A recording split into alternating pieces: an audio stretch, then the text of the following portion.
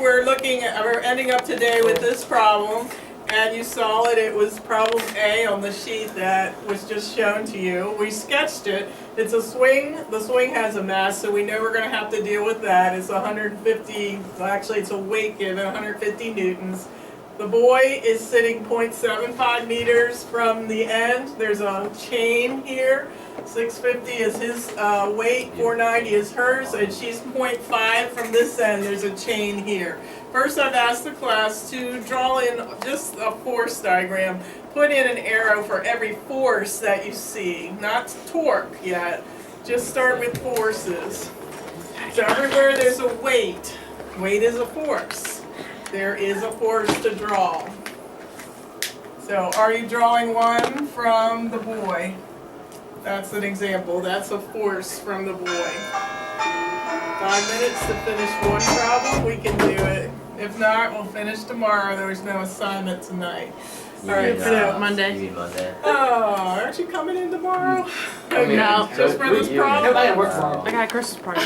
The force of the girl.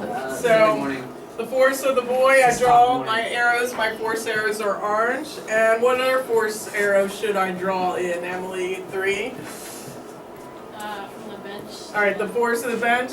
Where should that come from? This end or this end? She's smiling. From the center of the mass. All right, that was you were trained to do that today. When you have the lever arm itself, you are going to operate as if all of its mass is at the center. So there's that one. But there's 2 more forces in this problem. Did you remember them? Pardon? The chains. Right. So which direction?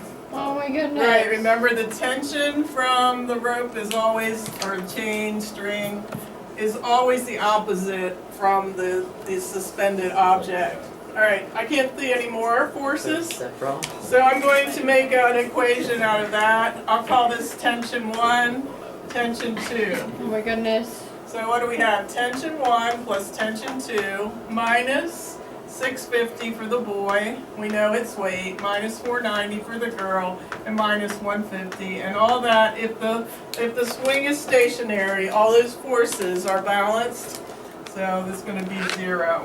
So that's not such a bad equation. So we'll come back and use that later.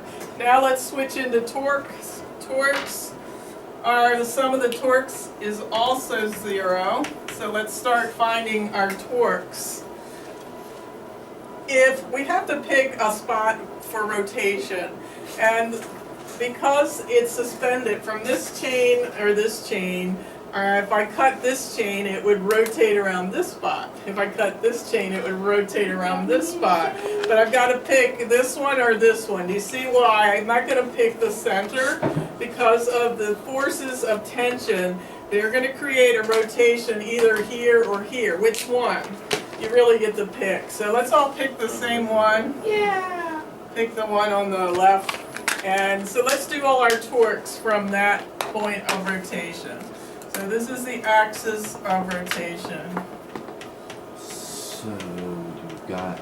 I believe, and I'm not sure, someone could check this out, you could actually pick any spot for the axis of rotation. But it's very easy to do the math if you pick one end or the other. So you've got 650 times Probably zoom out a little bit. 0.75. All right, very good. So one of the torques that Brian found is 650 is going to be the force, and the lever arm is 0.75. Find another one, Brian. What's that? Is that a positive? Here's the axis. So is that a positive torque? He's going to go this way. Positive. Is that a positive torque? It is.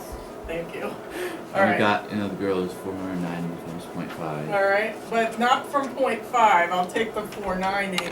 We have to measure from the same spot every time. Oh. So we need to know her distance from that axis of rotation. So if the whole thing's 1.7 and she's 0.5 from this end, what is she from that end? 1.2. 1.2. All right. What kind? Negative. Positive torque or negative? Once Negative. again, this is her. This is the axis of rotation. Her Oh. weight is down. She's going to Oh. swing it that It's way. all as gonna be well. positive. So it's still positive. All right. What about this one? The actual weight of the swing itself. is 150, and the center of mass is where related to this? What's half of 1.7? 0.875. Yeah. 0.875, is it? Okay, 0.85, sorry. 0.85, that's what I got. Alright, I was trusting. I did it wasn't twice me. and I got too many. Alright, now there's two other, anywhere there's a force, there's a torque. So we have, remember, the two other forces due to tension. So this one is upward, so it's going to create a rotation that way, and that would be a negative. Positive. But, I'm sorry, no, because, Yeah, if it's going this way, then it's going the same way as the other arrows. well, I think you're right. It won't really matter because around this point here, what's the distance that this tension is from this point? don't know. It's 0, it's right on the point. So we have 0 distance from the axis rotation for tension 2. All right, we'll pick that up on Monday. Bye. All right.